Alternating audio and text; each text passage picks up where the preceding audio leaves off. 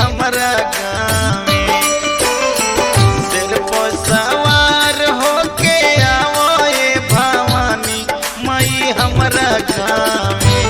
तनी दर्शन देखाओ माई हमरा गावे तनी दर्शन देखाओ माई हमरा गावे सिर पर सवार होके आवो ए भवानी माई हमरा गावे सिर पर सवार होके आवो ए भवानी माई हमरा गावे तनी दर्शन देखाओ माई हमरा गावे तनी दर्शन देखाओ माई हमरा गावे।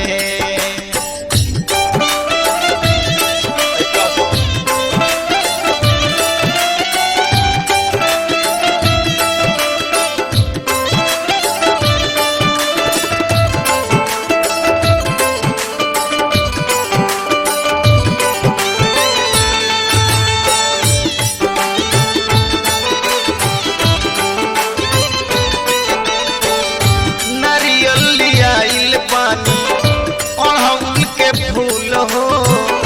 माफ करी हम माई जवन होई हमसे भूल हो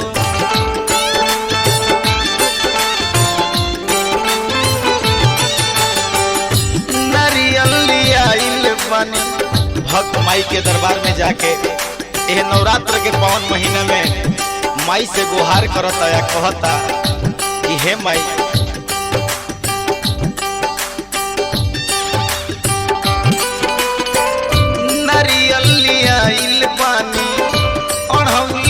फूल हो माफ करी हमाई जवन होई हमसे भूल हो तोहरे चरनिया में सिरवा नवाई ए भवानी माई तोहरे चरनिया में सिरवा झुकाई ए भवानी माई तनी हमरो गावे आई तू ए भवानी माई तनी हमरो गावे आई तू ए भवानी माई।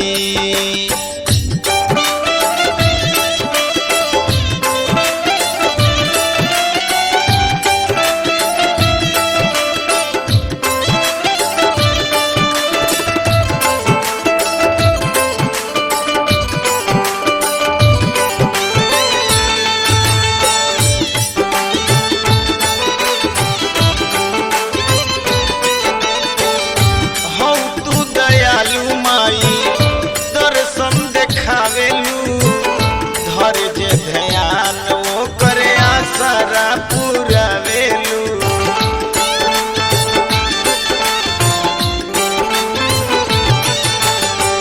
धर जे ध्यान वो कर आसरा पुरावेलू भक्त माई के दरबार में जाके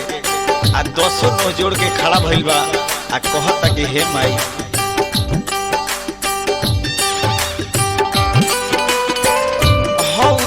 दयालु बड़ी दर्शन देखावेलू धर जे ध्यान ओकर आसरा पुरावेलू प्रेम पूजरिया से पचरा